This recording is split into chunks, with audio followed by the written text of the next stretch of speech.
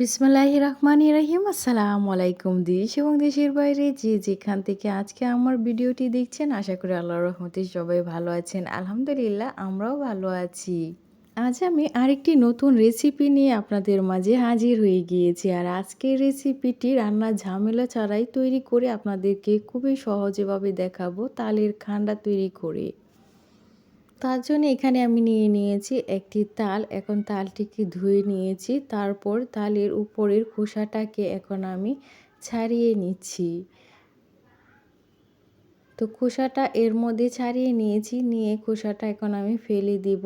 এবং তালের ভিতরে 3টি আটি রয়েছে, তো এখন আটিগুলিকে আমি আলাদা করে নিচ্ছি।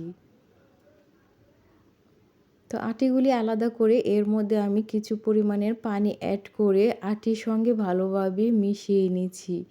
নিয়ে এখন একটি ছাঁকনির সাহায্যে এটাকে আমি ছেঁকে তালের রসটাকে বের করে নিচ্ছি। তো এভাবে সবগুলি আটি থেকেই তালের রসটাকে আমি বের করে নিয়েছি। তো বের করা হয়ে গিয়েছে রসটা। এখন রসের উপরে আমি দিয়ে দিয়েছি কিছু পরিমাণের চুন। এতে করে তালের মধ্যে যে তিতা থাকে, তো সেই তিতা অংশটা চলে যাবে।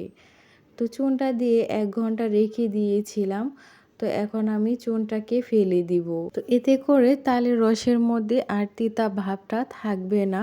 তারপর তালের এই রসটা দিয়ে যে কোনো খাবার আইটেম তৈরি করা যাবে। তো এখন আমি কিছু পরিমাণের তালের রস একটি পাত্রের মধ্যে নিয়ে নিচ্ছি তালের খান্ডাটা তৈরি করার জন্যে। তো তালের খান্ডা তৈরি করার জন্য এখানে আমি তালের রস নিয়ে নিয়েছি। তো তারপর এর মধ্যে দিয়ে দিচ্ছি পরিমাণ মতো চিনি।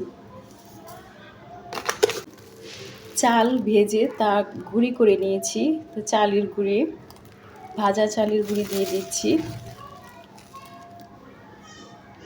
এর মধ্যে কোরানো নারিকেল।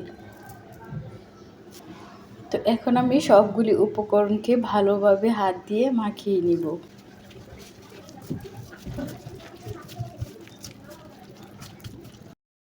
এর মধ্যে সবগুলি মিশ্রণকে ভালোভাবে মিশিয়ে নিয়েছি। এই তালের খান্ডাটাকে 1 ঘন্টার জন্য নর্মাল ফ্রিজে রেখে দেব।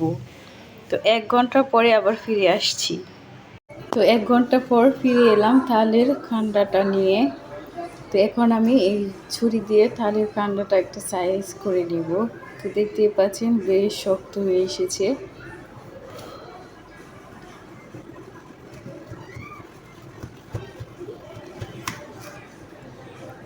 তো আপনারা যে যার পছন্দ অনুযায়ী কেটে নিতে পারেন।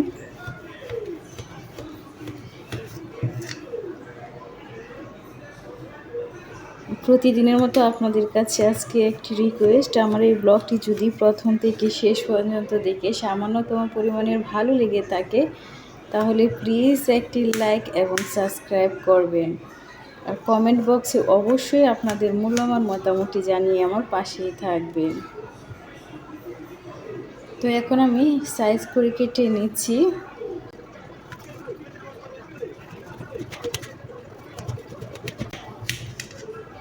তো এটা একটা ভালো ফ্লেভার আসছে।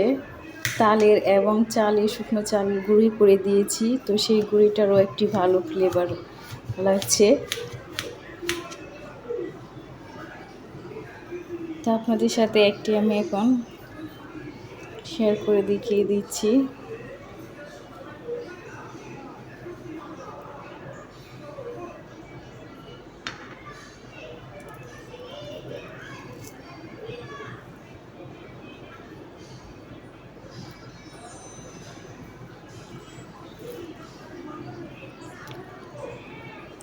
খেতেও মাশাআল্লাহ অসম্ভব টেস্ট হয়েছে।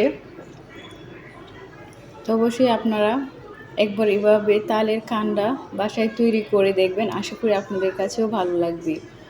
তো আজ ব্লগটি এখানেই শেষ করছি। সবাই ভালো থাকবেন, সুস্থ থাকবেন এবং আমাদের জন্য দোয়া করবেন। আল্লাহ হাফেজ।